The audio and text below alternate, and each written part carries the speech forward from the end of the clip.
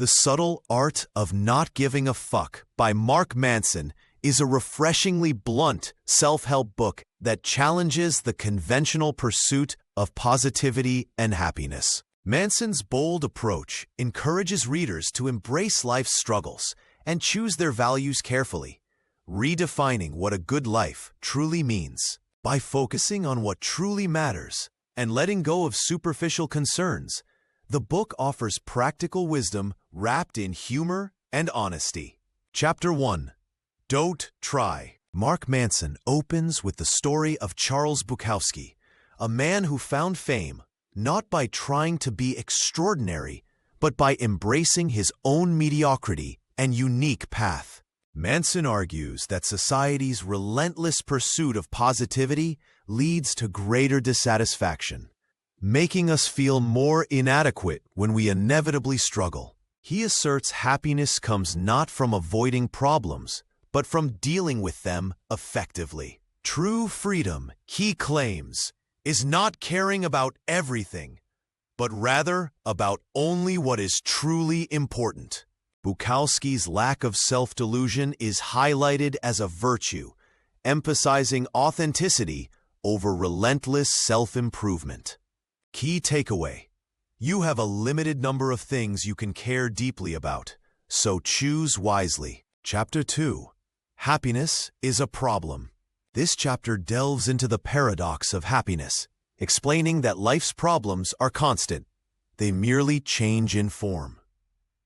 Manson presents the feedback loop from hell, showing how worrying about your problems often creates new problems altogether. He explains that suffering is biologically useful and adversity is integral to meaningful change and lasting happiness. Real happiness is therefore derived from solving problems rather than avoiding them. Stories of people who overcame hardship reinforce the idea that struggle gives life meaning. Key lesson: do not hope for a life without problems, but for one with good problems. Chapter 3. You are not special. Manson counters the self-esteem movement, arguing that constantly telling people they are special fuels entitlement and increased narcissism. He uses the example of Pete Best, the original Beatles drummer, to highlight how rejection can ultimately lead to personal growth and self-acceptance. Entitlement, either feeling you are above problems or that your problems are uniquely bad, leads to stagnation. Manson encourages embracing your ordinariness and finding peace within that acceptance. Only by letting go of the need to be extraordinary can we appreciate our true selves. Key lesson: accepting our normalcy is a precursor to growth and contentment. Chapter 4. The Value of Suffering. This chapter explores how our values shape our perception of suffering and influence every decision we make. Manson shares stories that illustrate how harmful values like pleasure, material success, and always being right lead to dissatisfaction. He suggests adopting healthier values, such as honesty, curiosity, and humility, to create a more fulfilling life. By scrutinizing what we value, we gain the ability to manage our suffering and grow through it. Changing one's values is framed as a painful but necessary process that allows for true personal development. Key takeaway: our suffering is only meaningful if we choose what to suffer for. Chapter 5. You are always choosing. Manson stresses the inescapable reality of choice, suggesting that we are always responsible for how we respond to life's challenges. He describes examples of people who found personal power and resilience after taking responsibility for their reactions, regardless of external circumstances. Victimhood, he argues, deprives us of growth. Ownership, even over our misfortunes, reinvigorates intuition and agency. Even when not at fault, we are responsible for how we interpret and react to events. The act of choosing empowers us to dictate the value we assign to any experience. Key lesson: freedom and personal growth are achieved by taking responsibility for your choices and emotions. Chapter 6. You're wrong about everything, but so am I. Manson explores the dangers of certainty and the importance of admitting our fallibility. He uses personal anecdotes and historical examples to demonstrate how being wrong drives progress and learning. Manson encourages the reader to doubt themselves, challenge their beliefs, and welcome uncertainty as a route to growth. Growth, he argues, comes from questioning assumptions and accepting that we can always be wrong.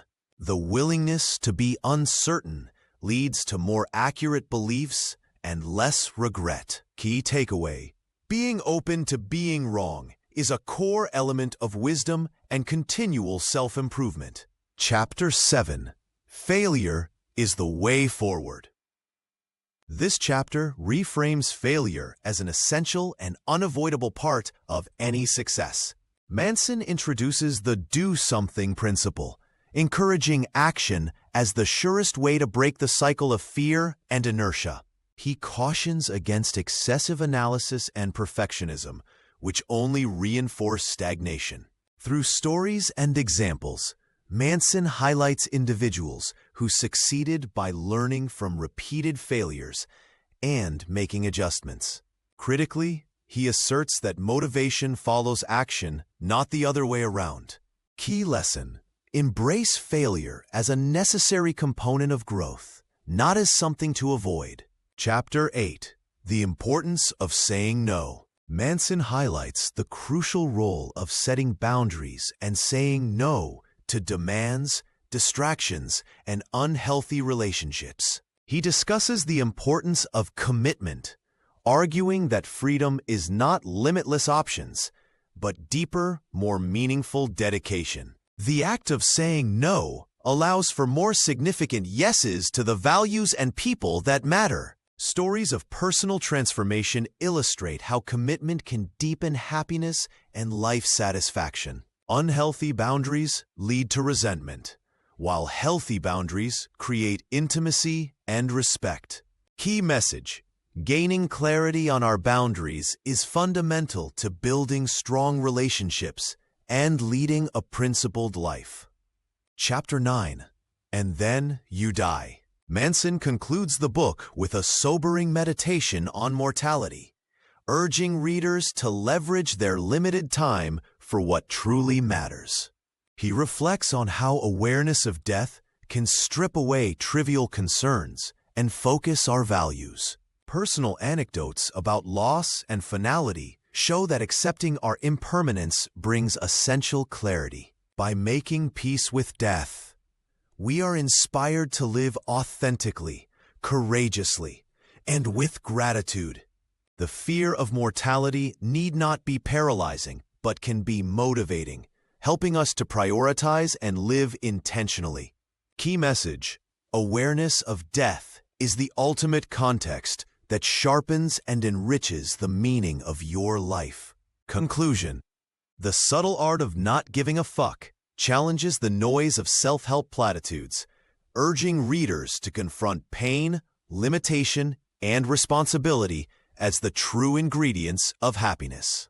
Mark Manson's irreverent and honest approach encourages us to let go of what doesn't matter and focus fearlessly on what does. With humor, empathy, and hard-earned wisdom, the book equips readers to cultivate a life defined not by endless positivity, but by meaningful values, authentic relationships, and resilience in the face of inevitable adversity. Ultimately, the book delivers a liberating message. Life's finitude is a gift, and caring less about the unimportant grants us the power to care deeply about what is truly significant.